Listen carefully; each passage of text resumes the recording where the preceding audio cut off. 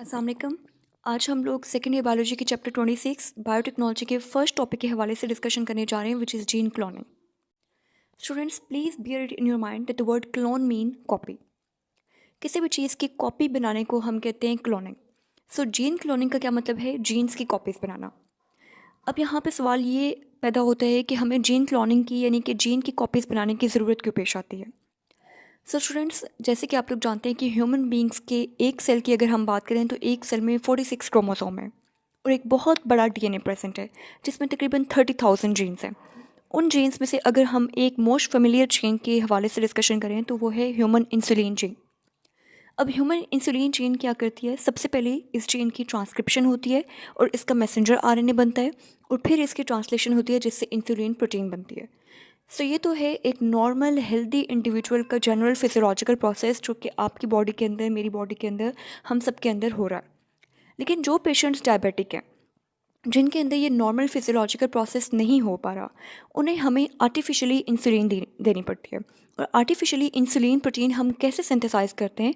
With the help of insulin gene. उसके लिए हमें इंसुलिन जीन दरकार होती है।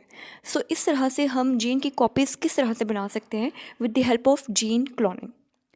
सो जीन क्लोनिंग का जो प्रोसेस है वो बेसिकली दो तरीके से परफॉर्म किया जा सकता है। Number 1 recombinant DNA technology and number 2 polymerase chain reaction. इन दोनों प्रोसेसेस के थ्रू आप लोग अपनी जीन की कॉपीज़ बना सकते हैं। आज जो टॉपिक हम लोग डिस्कस करेंगे this is recombinant DNA technology. Now students please focus on the word recombinant. Recombinant mean to recombine. दो चीज़ों को जब आप आपस में दोबारा से मिलाते हैं तो उसे आप लोग कहते हैं recombinant. So recombinant DNA means DNA from two different sources. जब आप दो डिफरेंट सोर्सेज से हासिल किया हुआ डीएनए एक दूसरे के साथ मिलाते हैं तो उसे आप लोग रिकम्बिनेंट डीएनए कहते हैं।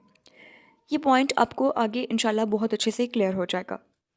रिकम्बिनेंट डीएनए टेक्नोलॉजी जो है ये बेसिकली एक इन वीवो मेथड है। इन वीवो क्यों कह रहे हैं हम इसे? वैसे तो हम लोग इसको ह्यूमन बॉडी के अंदर परफॉर्म नहीं कर रहे, हम इसको लेबॉर्ट्री में परफॉर्म कर रहे हैं। ये सारी टेक्निक लेबॉर्ट्री में हो रही है, लेकिन लेबॉर्ट्री में भी हम ये प्रोसेस परफॉर्म कर रहे हैं inside the living cell.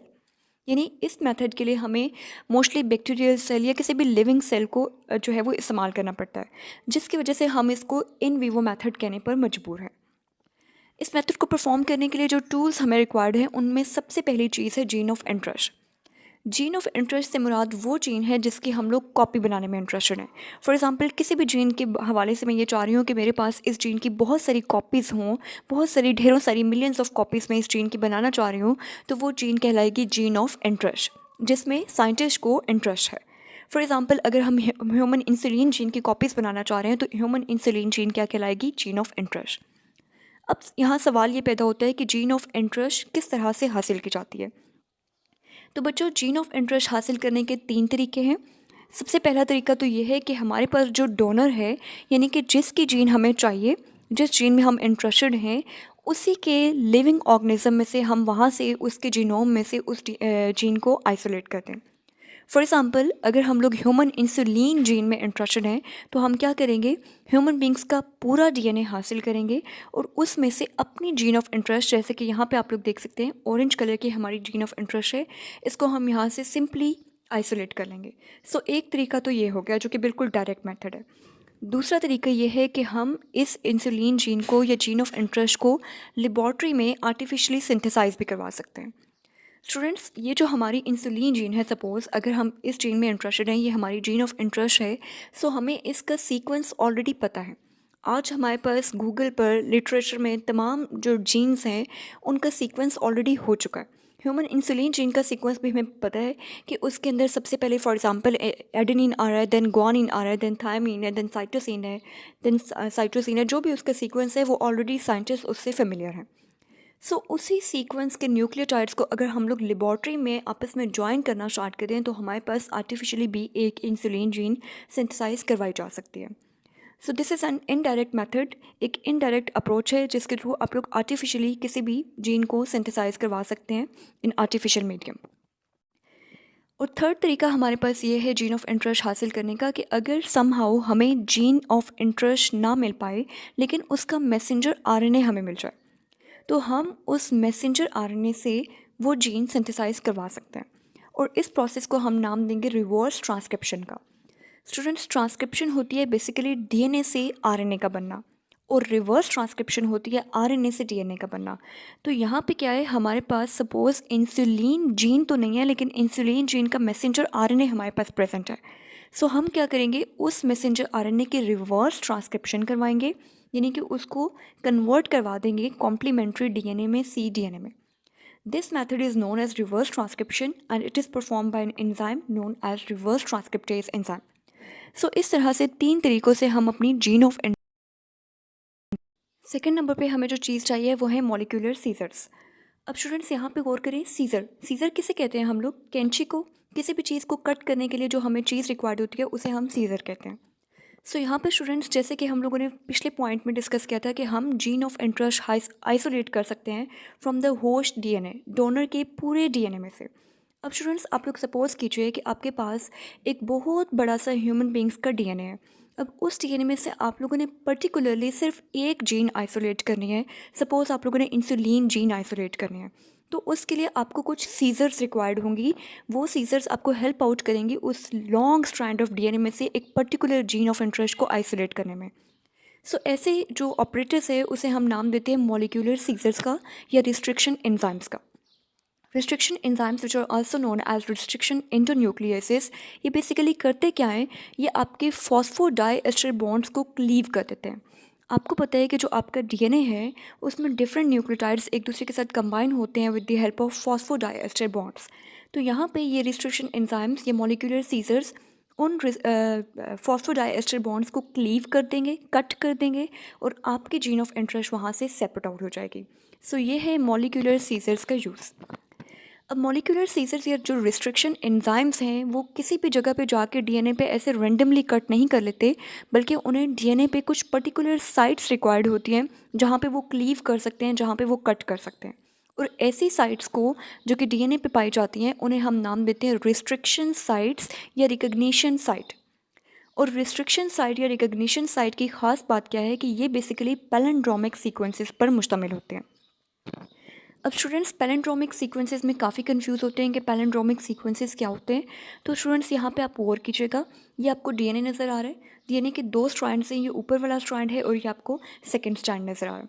First strand पे अगर आप गौर करें तो आपके पास पहले है ग्वानिन, देन आपके पास ग्वानिन है, और फिर साइटोसिन, यानी कि guanine guanine cytosine cytosine. Second strand पे अगर आप गौर करें तो साइटोसिन पहले हैं और ग्वानिन ग्वानिन बाद में। तो जो ऊपर वाले स्ट्रैंड का बेसिस का सीक्वेंस था, निचले वाले स्ट्रैंड पे वही बेसिस रिपीट हो रही हैं but in a reverse order. Students, palindromic sequences basically क्या है, जो आपका ऊपर वाला स्ट्रैंड है उस पर जो नाइट्रोजनस बेसिस हैं, निचले वाले स्ट्रैंड पे वही बेसिस रिपीट हो रही हैं but in a reverse order. These kind of sequences are known as palindromic sequences and they serve as a restriction site or recognition site for restriction enzymes. अब suppose यहाँ पे आपका जो रिस्ट्रिक्शन एंजाइम है वो रिकग्नाइज करता है इस साइट को और ग्वानिन और साइटोसिन के दरमियान से ये इसको यहाँ पे कट कर देगा। इसी तरह से निचले वाले स्ट्रैंड पे भी साइटोसिन और ग्वानिन के दरमियान में उसकी रिकग्निशन साइट है, वहाँ से वो उसको क्लीव करेगा। तो ये आपका डीएनए जो है वो 2 पीसेस में कन्वर्ट हो जाएगा। अब इस तरह से अगर आपका डुप्लेक्स डिस्टर्ब ना हो और आपके कुछ एंड्स जनरेट हों तो उसे हम कहते हैं ब्लंट एंड्स। दूसरी एग्जांपल में आप देख सकते हैं, यहाँ पे आपके पास डीएनए का मॉलिक्यूल है जिसके पहले स्ट्रैंड पे है guanine, adenine, adenine, thymine, thymine and cytosine. निचले वाले स्ट्रैंड पे अगर आप देखें तो बच्चों वही बेसिस रिपीट हो रही हैं but in a reverse order. ऊपर वाले स्ट्रैंड पे अगर आपकी लास्ट सी थी तो यहाँ पे आपकी फर्स्ट सी हो गई है। और इसी तरह से आप देख सकते हैं कि यहाँ पे वही बेसिस अरेंज हुई हुई हैं लेकिन एक रिवर्स ऑर्डर में अरेंज हुई हुई हैं, cytosine, thymine, thymine, adenine, adenine and guanine. So these kind of sequences in which the bases are arranged on the two strands in a reverse order are known as palindromic sequences. अब यहाँ पे आपका restriction enzyme guanine और adenine के दरमियान में अगर cut कर रहा है तो निचले वाले स्ट्रैंड पे भी वो ग्वानिन और एडेनिन के दरमियान में कट करेगा। ऊपर वाले स्ट्रैंड पे ग्वानिन और एडेनिन के दरमियान कट करने की वजह से एक स्ट्रैंड आपका सिर्फ और सिर्फ ग्वानिन पर मुश्तमिल होगा और बाकी आपका जो पीस है वो बाकी तमाम बेसिस पर मुश्तमिल होगा। और निचले स्ट्रैंड में भी बिल्कुल आपके पास इसी तरह से अरेंज हो जाएंगे आपके स्ट्रैंड्स। सो इस तरह के जो एंड्स जनरेट होते हैं उन्हें हम कहते हैं sticky ends. So this is how the molecular scissors help in cleaving the phosphodiester bonds in the gene of interest. Now let's talk about the vectors. Recombinant DNA technology में हमें vectors की भी रिक्वायरमेंट होती है. अब vector बच्चों क्या, देखिए हमने सबसे पहले जीन ऑफ इंटरेस्ट की बात की. सपोज़ हमारी जीन ऑफ इंटरेस्ट थी human insulin gene. Human insulin gene को हमने ह्यूमंस के पूरे डीएनए में से क्लीव करके, कट करके, with the help of molecular scissors, restriction enzymes के थ्रू ह्यूमन डीएनए में से कट करके हमने उस जीन को आइसोलेट कर दिया. अब हमने उस जीन के साथ करना क्या है, हमने उस जीन को इंसर्ट करना है इन अ वेक्टर. वेक्टर्स क्या हैं, they serve as a vehicle for carrying foreign DNA into the host cell. ये आपके पास एक गाड़ी का काम करते हैं. गाड़ी क्या करती है बच्चों, किसी चीज़ को एक जगह से उठाती है और दूसरी जगह पे पहुंचा देती है. तो वेक्टर का भी यही काम है, ये आपकी जीन ऑफ इंटरेस्ट को उठाएगा, ठीक है, उसको कैरी करेगा और किसी दूसरी जगह पे पहुंचा देगा. आई होप कि ये पॉइंट आपको क्लियर होगा. सो वेक्टर्स के अंदर कुछ खसूसियात होनी चाहिए. वेक्टर का अपना ओरिजिन ऑफ रेप्लिकेशन होना चाहिए. वेक्टर के अंदर एंटीबायोटिक रेजिस्टेंस जीन्स होनी चाहिए और वेक्टर के अंदर रिस्ट्रिक्शन साइट्स होनी चाहिए. ये तीनों पॉइंट्स आपको अगले वाले पॉइंट्स के थ्रू क्लियर हो जाएंगे. अब हम लोग बात करते हैं डीएनए लाइगेज एंजाइम के थ्रू. अब स्टूडेंट्स, वेक्टर में आपके पास बहुत सारी चीज़ें हो सकती हैं. आपका प्लाज्मिड, आपके फेजेस, ये सब एज अ वेक्टर एक्ट कर सकते हैं. मोस्ट कॉमनली जो वेक्टर इस्तेमाल किया जाता है वो है बैक्टीरियल प्लाज्मिड. अब यहाँ पे आप लोग बैक्टीरियल प्लाज्मिड देख सकते हैं. बैक्टीरियल प्लाज्मिड बिल्कुल सर्कुलर सा मॉलिक्यूल होता है. सो ये सर्कुलर मॉलिक्यूल आपको यहाँ पे नज़र आ रहा है. This is a bacterial plasmid which can serve as a vector. So students, आपने करना क्या है, आपने इसके अंदर, हम कह रहे हैं कि ये व्हीकल है, ये गाड़ी है जो कि आपकी जीन ऑफ इंटरेस्ट को कैरी करेगी. तो सबसे पहले गाड़ी में जगह होनी चाहिए, ठीक है. सो इसलिए हमने क्या किया, हमने इस वेक्टर को, इस प्लाज्मिड को कट कर दिया. अगेन कट किसके थ्रू किया, with the help of molecular scissors और रिस्ट्रिक्शन एंजाइम्स. रिस्ट्रिक्शन एंजाइम्स के थ्रू हमने इसको यहाँ से कट कर दिया और उसके अंदर फिर हमारी जीन ऑफ इंटरेस्ट जाके बैठ गई, ठीक है. ये जीन ऑफ इंटरेस्ट इस व्हीकल पे सवार हो गई और आपका रिकम्बिनेंट डीएनए बन गया. अब ये जो स्पीशी आपके पास यहाँ पे बनी है, इसे आप नाम देते हैं रिकम्बिनेंट डीएनए का. DNA from 2 different sources. ये डीएनए कहाँ से आया है, बैक्टीरिया से. ये डीएनए कहाँ से आया है, ह्यूमंस से. So DNA from 2 different sources is known as recombinant DNA. अब यहाँ पे इस प्लाज्मिड के अंदर ये जीन ऑफ इंटरेस्ट अटैच कैसे हुई है बच्चों, with the help of DNA ligase enzyme. DNA ligase enzyme चीज़ों को जोड़ने का काम करता है. वो इस प्लाज्मिड में इस जीन ऑफ इंटरेस्ट को अटैच कर देगा बाय मेकिंग फॉस्फोडाइएस्टर बॉन्ड्स. अब यहाँ पे आपका रिकम्बिनेंट डीएनए तैयार हो चुका है. अब इस रिकम्बिनेंट डीएनए के साथ हमने क्या करना है, हमने इस रिकम्बिनेंट डीएनए को एक सिस्टम के अंदर डालना है जिसे हम कहेंगे एक्सप्रेशन सिस्टम. एक्सप्रेशन सिस्टम वो सिस्टम है जहाँ पे हमारा रिकम्बिनेंट वेक्टर या रिकम्बिनेंट डीएनए जाकर ख़ुद को एक्सप्रेस करेगा. तो बच्चों, अगर आपको याद हो तो ये हमारा जो ह्यूमन बींग्स को तो हम इस्तेमाल कर नहीं सकते, ठीक है, एज एन एक्सप्रेशन सिस्टम. सो हमने बैक्टीरिया का जो डीएनए लिया हुआ था प्लाज्मिड, उसी को हम एज एन एक्सप्रेशन सिस्टम इस्तेमाल करेंगे, ठीक है. हम बैक्टीरिया को एज एन एक्सप्रेशन सिस्टम इस्तेमाल करेंगे. क्यों, क्योंकि हमने बैक्टीरिया के प्लाज्मिड को इस्तेमाल किया था. तो यहाँ पे आप लोग देख सकते हैं ये हमारा रिकम्बिनेंट डीएनए है और इस रिकम्बिनेंट डीएनए को बच्चों यहाँ से उठा के हम लोग एक सिस्टम के अंदर डाल रहे हैं और वो सिस्टम क्या है, वो बैक्टीरियल सेल. रिकम्बिनेंट डीएनए को हमने बैक्टीरियल सेल के अंदर डाल दिया. ये आप देख रहे हैं, ये ग्रीन कलर का बैक्टीरियल सेल है और उसके अंदर आपने अपना वेक्टर डाल दिया. अब यहाँ पे क्या होगा बच्चों, बैक्टीरियल सेल में ये टेंडेंसी है कि वो बहुत तेज़ी से डिवाइड करता है. अगर हम एस्क्रिचिया कोलाई की पर्टिकुलरली बात करें तो एस्क्रिचिया कोलाई का एक बैक्टीरियम 20 मिनट में अपनी कॉपीज़ बना लेता है. तो ये बैक्टीरिया जब डिवाइड करेगा बच्चों और इस बैक्टीरिया से न्यू बैक्टीरिया बनेंगे, तो हर बैक्टीरिया के अंदर ये प्लाज्मिड भी होगा और हमारी जीन ऑफ इंटरेस्ट भी होगी. सो इस तरह से हम अपनी जीन ऑफ इंटरेस्ट की बहुत सारी कॉपीज़ बना सकते हैं.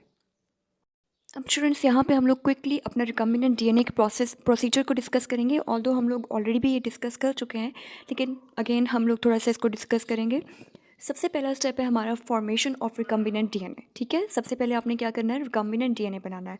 एंड रिकम्बिनेंट डीएनए क्या है, डीएनए फ्रॉम 2 डिफरेंट सोर्सेज. सो उसके लिए आपने क्या किया, आपने एक बैक्टीरियल सेल में से बैक्टीरियल क्रोमोसोम को आपने बिल्कुल भी नहीं छेड़ा, आपने बैक्टीरिया का प्लाज्मिड उठा लिया. क्योंकि बैक्टीरियल प्लाज्मिड में ये टेंडेंसी है कि वो एज अ वेक्टर काम कर सकता है, एज अ व्हीकल काम कर सकता है, एक गाड़ी के तौर पर काम कर सकता है. अपने अंदर किसी भी जीन ऑफ इंटरेस्ट को उठाकर किसी दूसरी जगह पे ड्रॉप करवा सकता है. सो ये प्लाज्मिड हम लोगों ने यहाँ पे ले लिया और प्लाज्मिड को निकालने के बाद बच्चों प्लाज्मिड जो है वो तभी जीन ऑफ इंटरेस्ट को अटैच कर सकता है जब ये ओपन हालत में हो। तो आपने प्लाज्मिड को कट कर दिया with the help of molecular scissors और रिस्ट्रिक्शन एंजाइम। रिस्ट्रिक्शन एंजाइम्स के थ्रू आपने इसको कट कर लिया और ये आपका प्लाज्मिड ओपन हो गया। दूसरी तरफ आपने सपोज़ हम एग्जांपल, क्योंकि ह्यूमन इंसुलिन की मैं आपको दे रही हूँ ताकि आप लोगों के लिए इजी हो जाए। ये ह्यूमन सेल है, इसमें से आपने ह्यूमन बींग्स का डीएनए निकाल दिया। अब डीएनए में हमारे बहुत सारी जीन्स हैं, आपने वहाँ से पर्टिकुलरली ह्यूमन इंसुलिन जीन जो है वो आइसोलेट कर ली। ह्यूमन इंसुलिन जीन यहाँ से कैसे आइसोलेट करेंगे? With the aid of molecular scissors और रिस्ट्रिक्शन एंजाइम्स। रिस्ट्रिक्शन एंजाइम्स आपको हेल्प आउट करेंगे और यहाँ से आपकी जीन ऑफ इंटरेस्ट सेपरेट हो जाएगी। जीन ऑफ इंटरेस्ट जो कि ग्रीन कलर में आपको नज़र आ रही है, आप उसको प्लाज्मिड में जो कि ऑलरेडी कट हो चुका है उसके अंदर आप इंसर्ट करेंगे। और इंसर्शन किसकी हेल्प से होगी? With the help of ligase enzyme. DNA ligase enzyme जो है वो इन दोनों डीएनए को आपस में जोड़ देगा और आपके पास एक स्पीशी बन जाएगी, एक प्रोडक्ट बन जाएगी जिसे आप रिकम्बिनेंट डीएनए का नाम देंगे। This DNA is known as recombinant DNA because it is a combination of DNA from 2 different sources. Next step हमारा क्या होगा? Transformation of expression system. Expression system क्या है बच्चों? जहाँ पे ये वेक्टर या ये रिकम्बिनेंट डीएनए जाके खुद को एक्सप्रेस करेगा। अब उसके लिए हमने एक्सप्रेशन सिस्टम जो है वो बैक्टीरिया का चूज़ कर लिया कि बैक्टीरिया के अंदर ये प्लाज्मिड इजीली अपने आप को एक्सप्रेस कर सकता है। तो बच्चों हमने क्या किया? हमने बहुत सारे बैक्टीरियल सेल्स ले लिए और इन बैक्टीरियल सेल्स को आप इससे कंपेयर करके देख सकते हैं कि इस बैक्टीरियल सेल में फ़र्क ये है कि यहाँ पे आपके पास प्लाज्मिड ऑलरेडी मौजूद नहीं है। इन बैक्टीरियल सेल्स में किस चीज़ की कमी है? प्लाज्मिड की। सो आपने क्या किया? बैक्टीरियल सेल्स ले लिए और आपने जो रिकम्बिनेंट डीएनए मॉलिक्यूल्स तैयार किए थे वो आपने उस सोल्यूशन में डाल दिए और फिर आपने उस सोल्यूशन में ऐड कर दिया calcium chloride. Calcium chloride basically हम क्यों ऐड कर रहे हैं? ताकि हमारे बैक्टीरियल सेल्स की जो सेल वॉल्स हैं वो पोरस हो जाएं। जब हमारे बैक्टीरियल सेल्स की सेल वॉल पोरस हो जाएंगी, खोखली हो जाएंगी, और आपको पता है कि क्योंकि बैक्टीरियल सेल में सेल वॉल भी पाई जाती है पेप्टिडोग्लाइकन की बनी हुई, और इवन कुछ बैक्टीरिया ऐसे हैं जिनमें कैप्सूल्स भी पाए जाते हैं, तो वो बहुत ज़्यादा हिंड्रेंस कॉज करते हैं, बाहर से कोई भी चीज़ इजीली अंदर नहीं जा सकती। इसलिए आपने बैक्टीरियल सेल्स की इन वॉल्स को थोड़ा खोखला करना है ताकि ईजिली आपका रिकम्बिनेंट डीएनए बैक्टीरिया के अंदर चला जाए, और उस मकसद के लिए आप लोग कैल्शियम क्लोराइड इस्तेमाल कर रहे हैं। कैल्शियम क्लोराइड पार्शली इनकी सेल वॉल को डाइजेस्ट कर लेगा और आपके रिकम्बिनेंट डीएनए आपके बैक्टीरिया के अंदर इंटर हो जाएंगे, और इसे आप कहेंगे ट्रांसफॉर्मेशन, कि आपका एक्सप्रेशन सिस्टम, आपके बैक्टीरिया ट्रांसफॉर्म हो चुके हैं, उन्होंने रिकम्बिनेंट डीएनए उठा लिया है from the medium. Next step क्या है? Identification of transformed clones. अब स्टूडेंट्स हमें पता कैसे चलेगा कि किस किस बैक्टीरिया के अंदर हमारा रिकम्बिनेंट डीएनए ऐड हो चुका है और किन बैक्टीरिया के अंदर रिकम्बिनेंट डीएनए ऐड नहीं हुआ? देखें यहाँ पे बहुत सारी बैक्टीरिया हैं और बहुत सारे रिकम्बिनेंट डीएनए, तो चांस है कि कुछ बैक्टीरिया के अंदर रिकम्बिनेंट डीएनए चला जाए और कुछ के अंदर रिकम्बिनेंट डीएनए ना जा पाए। तो उसके लिए बच्चों हमने कहा था कि जो हमारा वेक्टर होता है या जो हमारा प्लाज्मिड है उसमें एंटीबायोटिक रेजिस्टेंट जीन्स होने चाहिए। अब सपोज़ करें कि ये जो आपका रिकम्बिनेंट डीएनए है इसमें टेट्रासाइक्लिन एंटीबायोटिक के ख़िलाफ़ रेजिस्टेंस जीन मौजूद है, ठीक है। तो अब यहाँ पे क्या होगा? ये जो आपका बैक्टीरिया है इसके अंदर आप लोग जब ये रिकम्बिनेंट डीएनए ऐड करेंगे, सो उसकी वजह से आपके पास इस बैक्टीरिया के अंदर टेंडेंसी आ जाएगी कि ये टेट्रासाइक्लिन के अगेंस्ट रेजिस्टेंस शो कर पाएगा। स्टूडेंट्स मैं ये पॉइंट आपको रिपीट करती हूँ, ये जो रिकम्बिनेंट डीएनए है इसमें किसी किस्म की एंटीबायोटिक रेजिस्टेंस जीन होनी चाहिए। एंटीबायोटिक्स हमारे पास बहुत किस्म की हैं, टेट्रासाइक्लिन है, स्ट्रेप्टोमाइसिन है, बहुत सारी हैं, सेफेलोस्पोरिन्स हैं, ये सारी आपके पास डिफरेंट काइंड की एंटीबायोटिक्स हैं। सपोज़ कीजिए कि ये जो रिकम्बिनेंट डीएनए है इसमें टेट्रासाइक्लिन जो कि एक एंटीबायोटिक है उसके ख़िलाफ़, उससे लड़ने की सलाहियत इसके अंदर मौजूद है। सो अगर ये आपका प्लाज्मिड इस बैक्टीरिया के अंदर चला जाएगा तो इस बैक्टीरिया में भी क्या आ जाएगी? सलाहियत आ जाएगी कि ये टेट्रासाइक्लिन के ख़िलाफ़ लड़ सकेगी। तो अगर हम इस बैक्टीरिया को एंटीबायोटिक टेट्रासाइक्लिन से डिस्ट्रॉय करने की कोशिश करेंगे तो ये बैक्टीरिया डिस्ट्रॉय नहीं होगा, ये वहाँ पे सर्वाइव कर जाएगा, जिससे हमें अंदाज़ा हो जाएगा कि इस बैक्टीरिया में ट्रांसफॉर्मेशन हो चुकी है, इस बैक्टीरिया ने रिकम्बिनेंट डीएनए को पिक कर लिया। और जिन बैक्टीरिया के अंदर आपका रिकम्बिनेंट डीएनए ऐड नहीं हुआ होगा उनके अंदर टेट्रासाइक्लिन से लड़ने की सलाहियत मौजूद नहीं होगी, जिसकी वजह से वो बैक्टीरिया आपके टेट्रासाइक्लिन एंटीबायोटिक के अगेंस्ट रेजिस्ट नहीं कर पाएंगे और टेट्रासाइक्लिन में डिस्ट्रॉय हो जाएंगे। So this is how you can identify the transformed clones.